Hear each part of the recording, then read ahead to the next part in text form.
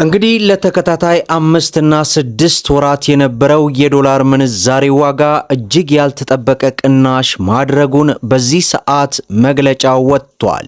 ከዚህም ጋር ተያይዞ እንግዲህ ዕለታዊ ምንዛሬ ዋጋ ሁሉም በሚባል መልኩ ሀገራት ላይ ቅናሽ አድርገው ሙሉ ዝርዝር መረጃውን እስከ መጨረሻው ድረስ ይከታተሉ። ሰላም ጤና ይስጥልን። የተወደዳችሁና የተከበራችሁ የቻናላችን ተከታታዮች ዛሬ የካቲት 14 2018 ዕለታዊና ወቅታዊ የምንዛሬ ዋጋ እጅግ ባልተጠበቀና ባልታሰበ ሁኔታ በዛሬው ዕለት እንግዲህ መውረዱንና መቀነሱን ከኢትዮጵያ ብሔራዊ ባንክ በኩል አዲስ መግለጫ ወጥቷል። ከዚህም ጋር ተያይዞ እንግዲህ የጥቁር ገበያ ሐዋላ በዛሬው ዕለት ሁሉም ሀገራቶች ወርደውና አሽቆልቁለው የ10 ሀገራትን መረጃ እንዲሁም በባንክ የ5 ሀገራትን ልናደርሳቸው አመሻሹን ተከስተናል። ቪዲዮውን ላይክ፣ ቻናሉን ሰብስክራይብ እያደረጋችሁ እስከ መጨረሻው ድረስ አብራችሁን ቆዩ። እንግዲህ ክቡራን ተመልካቾቼ በዚህ ሰዓት የኢትዮጵያ ብሔራዊ ባንክ አዲስ መግለጫ ይፋ አድርጓል። እንደሚታወቀው በዛሬው ዕለት የኢትዮጵያ ብሔራዊ ባንክ የውጭ ምንዛሬ ጨረታ ማካሄዱ ይታወሳል። ሆኖም በዚህ የውጭ ምንዛሬ ጨረታ እንግዲህ ለ5 ወራትና ለ6 ወራት የነበረውን የዶላር የመግዣና የመሸጫ ዋጋ ላይ ቅናሽ ማድረጉ እንግዲህ የምንዛሬ ዋጋን እጅግ በከፍተኛ ሁኔታ ለዋውጦታል። እንግዲህ ዛሬ የካቲት 14 ቀን 2018 የኢትዮጵያ ብሔራዊ ባንክ ባካሄደው ልዩ የውጭ ምንዛሬ ጨረታ የአንድ የአሜሪካ ዶላር አማካኝ የመሸጫ ዋጋ ከባለፈው ሳምንት እንዲሁም ለተከታታይ 6 ወራት ከነበረበት የ1.21 በመቶ ቅናሽ ማሳየቱና የአሜሪካ ዶላር ወደ 153 ብር ከ25 መውረዱን አስታወቀ። ባንኩ ለዚህ ልዩ የጨረታ እጅግ ከፍተኛ የሆነ የ500 ሚሊዮን ዶላር ለገበያ ያቀረበ ሲሆን የንግድ ባንኮች የጠየቁት መጠን ግን ካቀረበው በታች መሆኑም ተመዝግቧል። ሌላው ከሰሞኑ እንግዲህ የጥቁር ገበያ ሐዋላ እጅግ በከፍተኛ ሁኔታ እየጨመረ ወደ 200 ብር ይገባል ተብሎ ቢታሰብም በዚህ ሰዓት እንግዲህ ያልተጠበቀ ቅናሽ ተደርጓል። በዚህም አንድ የአሜሪካ ዶላር ላለፉት ቀናት ከነበረበት የ5 ብር ከ60 ቅናሽ በማድረግ 189 ብር ከ60 ሳንቲም ሲመነዘር 100 የአሜሪካ ዶላር 18960 የኢትዮጵያ ብር እየተመነዘረ እንደዋለ ዌብሳይቱ በዚህ ሰዓት አስነብቦናል ማለት ነው።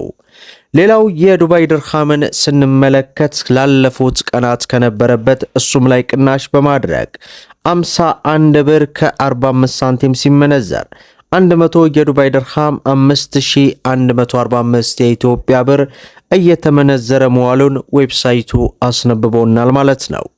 ሌላው በምንዛሬ ደረጃ የዓለማችን ቁጥር 1 የሆነችው የኩዌት ዲናርን ስንመለከት ወደ 10 ብር አካባቢ ቅናሽ በማድረግ 622 ብር ከ10 ሳንቲም ሲመነዘር 100 የኩዌት ዲናር 62220 የኢትዮጵያ ብር እየተመነዘረ መዋሉን ዌብሳይቱ አስነብቦናል ማለት ነው። ሌላው የሳውዲ ሪያልን ስንመለከት 50 ብር ከ60 ሳንቲም ሲመነዘር 100 የሳውዲ ሪያል 5000 ከ70 ሳንቲም እየተመነዘረ መዋሉን ዌብሳይቱ አስነብቦናል ማለት ነው። ሌላው በምንዛሬ ደረጃ የዓለማችን ቁጥር 2 የሆነችው የባህሬን ዲናር ናት። በዛሬው ዕለት አንድ የባህሬን ዲናር እሱም ላይ እንግዲህ ቅናሽ በማድረግ 510 ብር ከ60 ሳንቲም ሲመነዘር 100 የባህሬን ዲናር 51000 ከ60 ሳንቲም እየተመነዘረ ውሏል ማለት ነው።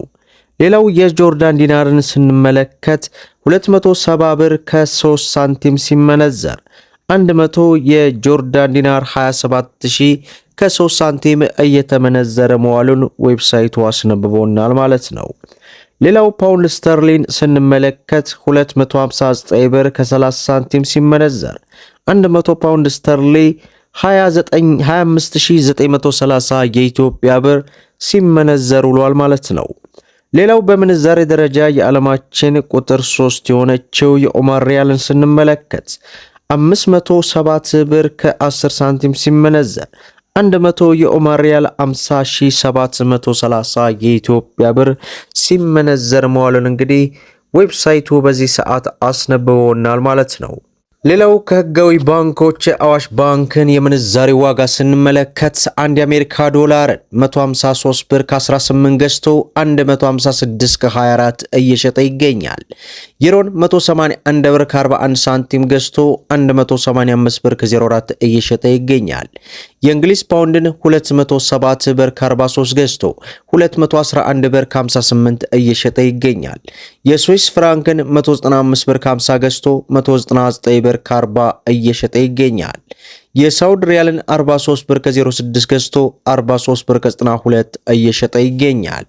የዱባይ ድርሃምን 44 ብር ከ00 ገዝቶ 44 ብር ከ88 እየሸጠ ይገኛል።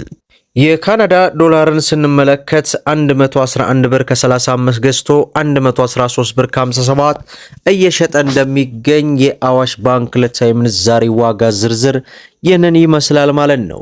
በዛሬው ዕለት እንግዲህ የምንዛሬ ዋጋ በተለይ የጥቁር ገበያ ሐዋላ ከሰሞኑ እጅግ ባልተጠበቀና ባልታሰበ ሁኔታ ፈትልኮ ወደ 200 ብር ሊገባ የነበረው የዶላር ምንዛሬ ዋጋ በዛሬው ዕለት የኢትዮጵያ ብሔራዊ ባንክ ያካሄደው የውጭ ምንዛሬ ጨረታ እንግዲህ የጥቁር ገበያ ሐዋላን ማዳከምና ወደ ታች እንዲያሽቆለቁል ማድረጉ እንግዲህ ብዙዎቻችንን በተለይ ሀገር ወዳድ ለሆናችሁ ኢትዮጵያኖች በሙሉ የጥቁር ገበያ ሐዋላ መጥፋትና መዳከም ለሀገራችን ትልቅ ስኬት ነው እያልኩ እንግዲህ በባንክና በጥቁር ገበያ መካከል ያለውን ሰፊ ልዩነት በማጥበብ የሚታወቀው የሮሃ ፎሬክስ ዕለታዊ ምንዛሬ ዋጋ ዝርዝር በዛሬው ዕለት አላካተትንም። በነገው ፕሮግራማችን እንግዲህ ወደ እናንተ የምናደርስና የምናስደምጥ ነው የሚሆነው። ቪዲዮውን ላይክ ሸር እያደረጋችሁ ለብዙ ኢትዮጵያውያን እህት ወንድሞች እንዲደርስ አድርጉ። እስከ ፍጻሜው ድረስ አብራችሁን ስለቆያችሁ ልባዊ ምስጋናችንን እየሰጠን በሌላ ቪዲዮ እስከምንገናኝ ወሰላሙ አለይኩም ወራህመቱላሂ ወበረካቱ እንላለን።